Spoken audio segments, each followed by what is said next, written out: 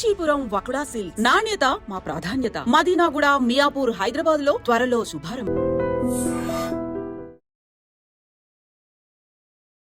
Hi hello నమస్తే, welcome back to iDream media. ఈరోజు మనతో ఉన్నారు MP certified mutual fund distributor అయిన పిఎస్ చంద్రశేఖర్ గారు.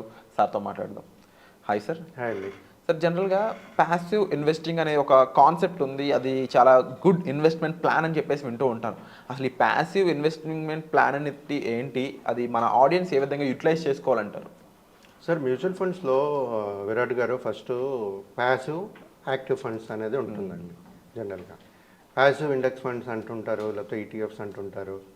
సో మనం బేసికల్గా ఫస్ట్ ఏంటంటే అసలు ప్యాసివ్ ఫండ్స్ అనేది అంటే ఏంటి. ఇక్కడ ఒక ఫండ్ మేనేజరు యాక్టివ్గా మేనేజ్ చేయడు. ప్లస్ ఈ ప్యాసివ్ ఫండ్స్లో ఒక మార్కెట్ బెంచ్ మార్క్ ఉంటుంది. ఆ బెంచ్ మార్క్ ఫాలో అవుతూ ఇన్వెస్ట్మెంట్ అనేది జరుగుతూ ఉంటుంది. మనం దాంట్లో డీవియేషన్ అనేది ఏమీ చేయలేము. ఈవెన్ ఫండ్ మేనేజర్ కూడా చేయలేరు. సో ఇక్కడ ఏంటంటే సార్, ఒక ప్యాసివ్ ఫండ్లో ఇన్వెస్ట్ చేసేటప్పుడు మన రిస్క్లు ఏంటి అనేది మనం మాట్లాడుకుందాం సార్. జనరల్గా ఇదేంటంటే సార్, ప్రతి ఒక్కరూ ప్యాసివ్ ఫండ్ ఎందుకు సెలెక్ట్ చేస్తారంటే లో ఎక్స్పెన్స్ కాస్ట్లు బట్టి దీంట్లో పెడుతూ ఉంటారు. So plus broader coverage of the bench mark, అంటే పెద్ద బెంచ్ మార్క్ తీసుకునేటప్పుడు నంబర్ ఆఫ్ స్టాక్స్ చాలా ఎక్కువ ఉంటాయి కాబట్టి ఎక్స్పోజరు బ్రాడర్ ఇండెక్స్ ఉంటుంది కాబట్టి కొంతమంది ప్రిఫర్ చేసి తీసుకుంటుంటారు. కానీ మనం ఇప్పుడు అర్థం చేసుకోవాల్సింది ఏంటంటే సార్, ఇలాంటి ప్యాసివ్ ఇన్కమ్లో ఇన్వెస్ట్ చేసేటప్పుడు రిస్క్లు మనకి డిసడ్వాంటేజెస్ ఏంటి అనేది ఒకసారి అర్థం చేసుకున్నాం సార్. సో ఇప్పుడు ఒక బెంచ్ మార్క్ ఇండెక్స్ తీసుకుంటే దాంట్లో ఓవర్ వాల్యూడ్ స్టాక్స్ ఉండొచ్చు, రైట్? ఓవర్ వాల్యూడ్ స్టాక్స్ ఉంటాయి, కానీ మనం దాన్ని ఇండెక్స్ ఫాలో అవుతున్నాం కాబట్టి మనం తీయలేము దాన్ని. అంటే మనకు తెలుసు కానీ but we're not able to act.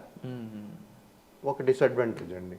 తర్వాత సార్, ఎప్పుడైతే మార్కెట్ వాలటాలిటీ ఉంటుందో మనం ఫ్లెక్సిబిలిటీ లేదు, అంటే మనం మార్చుకునే ఛాన్సెస్ లేదు. నాకు ఈ స్టాక్ పెరుగుతుందని తెలుసు కానీ నేను చేయలేను. బ్రాడర్ మార్క్ ఇండెక్స్లోనే అవుట్ ఆఫ్ ఇండెక్స్ మనం చేయలేము. సో ఆ బ్రాడర్ ఇండెక్స్లోనే ఫాలో అవ్వాల్సింది మనం, రైట్? ఇంకోటి ఏంటంటే సార్, ఇలాంటి ప్యాసివ్ ఫండ్స్ ఎప్పుడైతే మార్కెట్ స్టేబుల్గా ఉంటుందో అప్పుడు ఈ ప్యాసివ్ ఫండ్స్ అనేది బాగానే ఉంటుంది. ఎప్పుడైతే మార్కెట్ వాలటాలిటీ ఉంటుందో ఈ ప్యాసివ్ ఫండ్స్ అనేది సజెస్టబుల్ కాదు, రైట్ సార్? ఇప్పుడు నేను చెప్పినట్టుగా సార్, ఎప్పుడైతే మనం ఈ యాక్టివ్ ఫండ్స్ అంటే ఈ index bench mark follow invest చేస్తూ ఉంటామో, మనం యాక్టివ్ స్టాక్స్ని రీప్లేస్ చేయలేమో, మన రిటర్న్స్ అనేది కూడా పడుతూ ఉంటుంది, రైట్? మనకు తెలుసు ఈ కంపెనీలు పెరుగుతాయని చెప్పి, కానీ మీరేమో ప్యాసివ్ ఫండ్లో ఒక ఇండెక్స్ బెంచ్ మార్క్ ప్రకారం ఇన్వెస్ట్ చేస్తూ వెళ్తున్నారు. మీకు రాలేనప్పుడు ఏం చేస్తారు? మనకు తెలుసు ఇది వస్తుంది కానీ మనం సెలెక్ట్ చేయలేకపోతున్నాం స్టాక్స్. ప్రతి ఒక్కరు అర్థం చేసుకోవాల్సింది ఏంటంటే సార్, ఎప్పుడైనా ఇన్వెస్ట్ చేసేటప్పుడు ఒక యాక్టివ్ ఫండ్ తీసుకుంటే ఫండ్ మేనేజరు ఉంటాడు మెయిన్. ఇది రెండింటికి ఫండ్ మేనేజర్ ఉంటారు, కానీ ఇక్కడ యాక్టివ్గా ఉంటారు. ప్లస్ మనకి ఆ రెస్ట్రిక్షన్స్ అనేది ఉండదు. బెంచ్ మార్క్ ఇండెక్స్ ఒక కేటగిరీ ఇండెక్స్ ఒక 100, 200, 500 తీసుకున్నారనుకోండి, ఆ బెంచ్ మార్క్ రిస్ట్రిక్షన్స్ ఉండదు యాక్టివ్ ఫండ్స్లో. సో ఎప్పుడైతే మనం యాక్టివ్ ఫండ్స్ తీసుకుంటామో ఈ ఓవర్ వెయిట్ స్టాక్స్ ఏదైతే ఉంటుందో మనం అవాయిడ్ చేసి దాన్ని ఇంకో స్టాక్తో పెట్టుకోవచ్చు. మనం ఇంకో స్టాక్ సెలెక్షన్ అనేది చేసుకుని మన ఇన్వెస్ట్మెంట్స్ అనేది జర్నీ అనేది వెళ్ళొచ్చండి. అది కాకుండా main lack of flexibility sir. మనం స్టాక్ సెలెక్ట్ చేయాలంటే మనం ప్యాసివ్లో ఉండలేము, యాక్టివ్లో ఉండాలి. So that is one important point అండి. తర్వాత సార్, ఇప్పుడు ఈటీఎఫ్స్లో ఒకవేళ ఇన్వెస్ట్ చేశారనుకోండి, ఇలాంటి హై వాలటైల్ లెవెల్కి వచ్చిందంటే వాళ్ళకి లిక్విడిటీ ప్రాబ్లమ్స్ వచ్చేస్తుంది, రైట్? సో ఆ లిక్విడిటీ అయితే ఉండాలి కదా, మన దగ్గర ఉంటేనే కదా ఈ మార్కెట్ వాలటాలిటీ బీట్ చేయడం. అది యాక్టివ్ ఫండ్స్లో మీరు చేయగలుగుతారు. ఈ ప్యాసివ్ ఫండ్స్లో మనం హై లెవెల్ ఆఫ్ వాలటాలిటీ వచ్చినప్పుడు లిక్విడిటీ కన్సర్న్స్ ఉంటుందండి. సో ఇది కాకుండా సార్, మనం ఎప్పుడైతే ప్యాసివ్ ఫండ్ తీసుకుంటామో సెలెక్షన్ ఆఫ్ స్టాక్ చేయలేము, మనం ప్యాసివ్ ఫండ్స్లో చేయలేము సార్. ఇప్పుడు ఎప్పుడైతే మనం చేయలేమో మనకి రిటర్న్స్ కూడా తక్కువ వస్తుంటుంది కదా. మన ఆపర్చునిటీస్ ఎప్పుడైతే మనకు అనేది మార్చేయగలిసేటప్పుడే మనకి రిటర్న్స్ అనేది వస్తుంటుంది. సో జనరల్గా ప్రతి ఒక్కరు అర్థం చేసుకోవాల్సింది ఏంటంటే ప్యాసివ్ ఫండ్స్ అనేది market bench mark through investments చేస్తుంటారు, డీవియేషన్ అవడానికి లేదు. Active involvement of fund manager ఉండదు. సో ఈ లిక్విడిటీ ఇష్యూస్ అన్నీ అర్థం చేసుకుంటూ ఎవరైనా లాంగ్ టర్మ్ ఉన్నారు ఇన్వెస్ట్మెంట్స్ అనుకునేటప్పుడు ఇలాంటి యాక్టివ్ ఫండ్స్లో తీసుకుంటే మీకు బెటర్ రిటర్న్స్ అనేది కనబడుతుంది. ప్లస్ ఒక ప్రొఫెషనల్ త్రూ వెళ్ళండి. నేను చాలామంది చూస్తున్నాను సార్, మేము వీడియోలు చేస్తుంటూ ఉంటాం కదా, మా వీడియోలు చూసి ఇన్వెస్ట్ చేసేస్తుంటారు. తర్వాత మాకు ఫోన్ చేసి నేను ఇలా మీ వీడియోలు చూసి చేసాం సార్, ఇలాగా ఇన్వెస్ట్మెంట్స్ చేసాము, ఇప్పుడు ఏం చేయమంటారు అని అడుగుతారు. మీరు ఇదే మాట ఇన్వెస్ట్మెంట్ చేయక ముందు మాట్లాడొచ్చు కదా. వాళ్ళు కరెక్ట్గా చెప్పగలుస్తారు. ఎందుకంటే కొన్నిసార్లు సమయం అయిపోయిన తర్వాత సార్ ఒక మ్యూచువల్ ఫండ్ డిస్ట్రిబ్యూటర్ అనేది మీకు కరెక్ట్ సజెషన్స్ ఇవ్వలేకపోతారు. ఏదైనా రీజన్స్ అవనండి.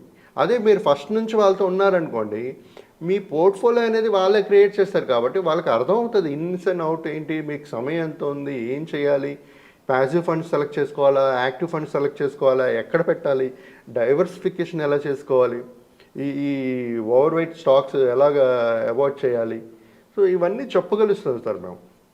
సో ప్రతి ఒక్కరు నేను ఎవరైతే ఇన్వెస్ట్ చేయాలనుకుంటున్నారో మోస్ట్లీ యాక్టివ్ స్టాక్స్కి వెళ్ళండి. ఎక్కడైతే మీ ఫండ్ మేనేజర్ ఫ్లెక్సిబిలిటీ ఇచ్చినప్పుడు మనం పోర్ట్ఫోలియో చర్నింగ్ అనేది కరెక్ట్ చేస్తూ మంచి రిటర్న్స్ అనేది జనరేట్ చేయగలుగుతాం. చంద్రశేఖర్ గారు, ముఖ్యంగా అంటే ఫండ్ గురించి మనం ఇచ్చే ఇన్ఫర్మేషన్ ఏదైతే ఉంటుందో టైమ్లీ అది వేరే అవుతూ ఉంటుంది. అంటే డిపెండింగ్ ఆన్ టైం, ఒక్కొక్కసారి ఆ ఫండ్ అప్ అవుతూ ఉంటుంది, డౌన్ అవుతూ ఉంటుంది, డిపెండ్స్ ఆన్ ఫండమెంటల్ అయి ఉండొచ్చు. అండ్ ముఖ్యంగా ఇంటర్నేషనల్ ఫ్యాక్టర్స్ కానీ గ్లోబల్ ఫ్యాక్టర్స్ చాలా వాటిని ఇది చేస్తూ ఉంటుంది. అండ్ ఫండ్కి సంబంధించిన ఇన్వెస్ట్మెంట్స్, ఫండ్ మేనేజర్ డెసిషన్స్ చాలా డిఫరెంట్గా ఉంటూ ఉంటుంది. అండ్ మీ ఈ అనాలిసిస్కి మామూలు మీరు రెగ్యులర్ అనాలిసిస్ ఉంటుందా, మీరు అలా చేస్తుంటారు? ఇప్పుడు మనం జనరల్గా ఒక మ్యూచువల్ ఫండ్ ఇన్వెస్ట్ చేసేటప్పుడు స్టార్టింగ్లోనే మనం అడుగుతాం, ఎన్ని సంవత్సరాలు, మీ వయసు ఎంత, మీ జాబ్ ఏంటి, ఇన్కమ్ సోర్స్ ఏంటి, అన్ని డీటెయిల్స్ కనుక్కున్న తర్వాత పోర్ట్ఫోలియో అనేది క్రియేట్ చేస్తాం. So for example 10 years 20 years 15 years ఉందనుకుందాం. ఒక పోర్ట్ఫోలియో క్రియేట్ చేసిన తర్వాత చేంజెస్ అనేది కంటిన్యూస్ ప్రాసెస్. ఇవాళ అనుకుంది రేపు మేబీ 2 years 3 years తర్వాత సేమ్ ఉండదు. ఫర్ ఎగ్జాంపుల్ మనం ఒకప్పుడు ఎఫ్డీలు వేసుకునే వాళ్ళం, ఈరోజు మ్యూచువల్ ఫండ్స్ వేస్తున్నాం. రేపు 10 years తర్వాత మ్యూచువల్ ఫండ్స్ ఉంటుందో లేకపోతే ఇంకేదైనా వస్తుందో ఎవరికి తెలియదు. బట్ ఎప్పుడైతే మన మ్యూచువల్ ఫండ్స్లో ఇప్పుడు రిటర్న్స్ కనబడుతుంది, వస్తుంది, లాంగ్ టర్మ్లో వస్తుంది అని తెలిసినప్పుడు అది మంచి ఆప్షన్. మనకు ఇన్వెస్ట్ చేసుకుంటూ వెళ్ళాలి. ఇన్వెస్ట్ చేసుకుంటూ వెళ్ళేటప్పుడు ఎప్పుడైనా చేంజెస్ ఏదైనా ఉన్నా సరే ఆ టైంలో చేంజెస్ చేయవలసిందే. సో అది మ్యూచువల్ ఫండ్స్లో ఎంత మన సమయం వరకు వితిన్ మ్యూచువల్ ఫండ్స్లోనే ఇన్వెస్ట్ చేయడం కరెక్టా కాదా అనేది కూడా ఆ టైం చెప్తుంది మనకి. అవునా కదా సార్? ఇప్పుడు సో ఆ టైం బట్టి మన డిసిషన్ మేకింగ్ అనేది చేంజెస్ చేయాలి అనుకునేటప్పుడు చేయవలసి వస్తుంది. సో అలాంటి టైంలో మనం ఆ కరెక్ట్ డిసిషన్ తీసుకుని ముందుకు వెళ్దాం అనేది జరగాలి sir. Wonderful sir. So sir చెప్పిన విధంగా మీరు రైట్ డెసిషన్ కోసం సార్ని కన్సల్ట్ చేయండి. బికాజ్ ఒక ఇన్వెస్ట్మెంట్ చేశాక కన్సల్ట్ చేయడానికి, బిఫోర్ చేయడానికి చాలా డిఫరెన్స్ అనేది ఉంటుంది. సో వచ్చే ఎపిసోడ్లో మళ్ళీ కలుద్దాం. Thank you so much sir. Thank you అండి.